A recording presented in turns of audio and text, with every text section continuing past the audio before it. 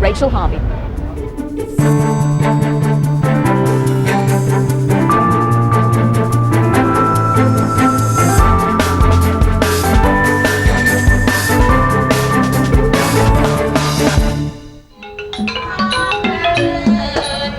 The traditional face of Thailand. Worshipping ancient gods in the shadow of a more modern religion, commerce and convenience. A sprawling city of 5.5 million people bisected by the Chao Phraya River. Bangkok is the seat of government and the home of royalty, a regional hub for tourists and businesses alike. It's hot and humid, and the political climate can be just as unforgiving.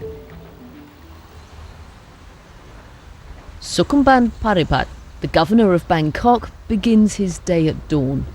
Elected almost 4 years ago, he's had to deal with violent political protests and crippling floods. Even on his morning power walk, there's apparently no respite from the demands of the job. He's spotted by a man who wants to complain about a noisy bar in his neighbourhood. At least this person is a Thai. I've had expats complaining as well. Never rest. Never rest. It's a 24/7, 365 job. The biggest challenge is to meet people's expectations. And the biggest problem is that the people's expectations are never at a standstill. They change, they evolve, they multiply. Therefore, one simply has to try one's best.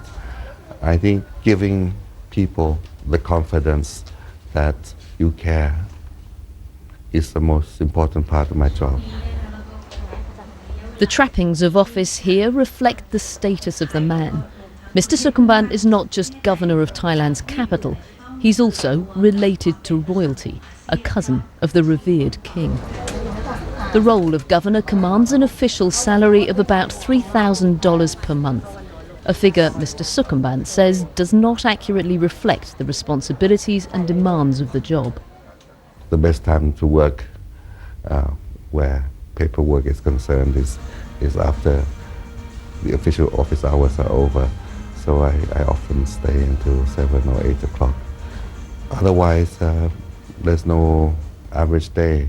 Sometimes I stay out of the office all day long. I go to visit various places, to open various functions, or to inspect works on cleaning up the canals or drainage pipes. Some days I don't get into the office at all. Actually, I prefer not to be in my office, but I think the governor's place is outside. No political figure can hope to please all of the people, all of the time. But Governor Sukhumban has at least one loyal supporter he can count on. He has to earn her keep as a home guardian. Ferocious guard dog.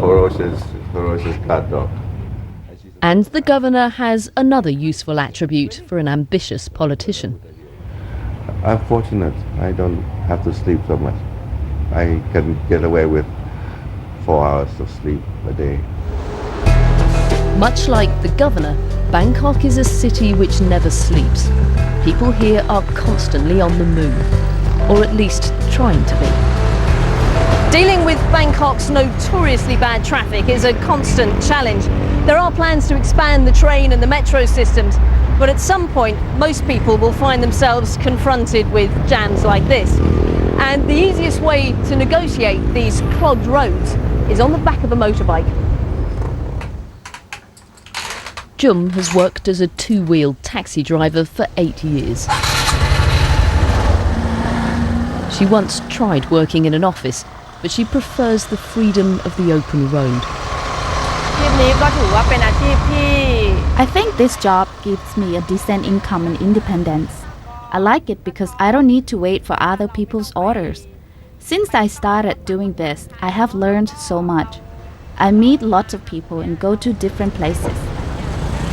Jum earns from around 700 Thai baht up to about 1,000 a day, That's between 22 and 31 US dollars, depending on the number of fares she gets. There is then constant pressure to deliver as many people as quickly as possible. That can be risky. Accidents are not uncommon. It can be dangerous, but I have to do it. It's my job. Yes, it is a bit dangerous, but if you are really aware when you are riding a motorbike, you can reduce the risk.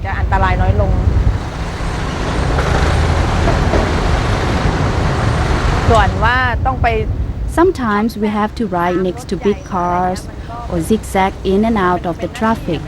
The further we go, the more fares we get, the more we earn. There's obviously quite a lot of competition between the drivers, but to stop things getting messy, they operate a strict queuing system. So any new customer goes to the front of the line. And the fares, well, it depends how far you're going, but it's all fixed prices. You can see them here.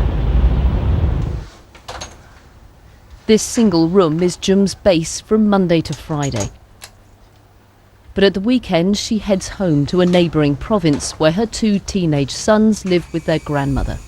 It's a sacrifice Jum feels she has to make to earn the money her family needs. She has proved successful in a profession still dominated by men. You could say it's difficult being a woman in this job. Some people might not feel confident about a woman driver. But I think what matters is experience. Most of my passengers think I'm a good, safe driver. Jum's easy manner and good looks are, she says, sometimes a bit of a mixed blessing. Some men, when they see I'm a woman motorbike driver, they say nasty things and treat me as if I was a slut. I warn those people that I will report them to the police. That deals with it. It doesn't happen very often. There are nice men too who treat me with respect and say excuse me before they climb on the bike. Some people are really tense and other people are easygoing, but most people like to ride with me. It's possibly hard to imagine when you look at these roads, but there are still some quiet corners in Bangkok's suburbs. I'm off to meet an artist who's turned her home into her workplace. It's a studio and a private sanctuary.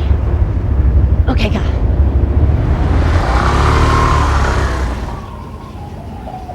A place to seek inspiration away from the hustle and bustle of the city centre. Meet Nino Sarabutra, an artist specialising in ceramics. Well, this is a light sculpture that I want to make for my garden here. Because the other night I was sitting here having a gin and tonic with my friend over there, and we thought it's quite nice light, but maybe if we can see a bit of the heart, or if the garden is illuminated a little bit more, would be nicer. So I thought I want to make something for my garden, and also this could be a test piece for my new show. If it works in my garden, it might work somewhere else, or if it inspires me to create some more new piece in similar direction, that could be fun too. Because, you know, I like my art to belong somewhere in people's life, not just in a gallery. I want it to live. Most of the time, my idea finished before I start working, except for this one. This one, I started last. The garden doubles as a studio, the house as a gallery. And then I add bit by bit, and then... So this is more organic than usual? Yes, it is. This is my escape. Nobody can interfere me, nobody can come to me without me allowing them. So I feel this is my private world. As offices go, this one is pretty hard to beat.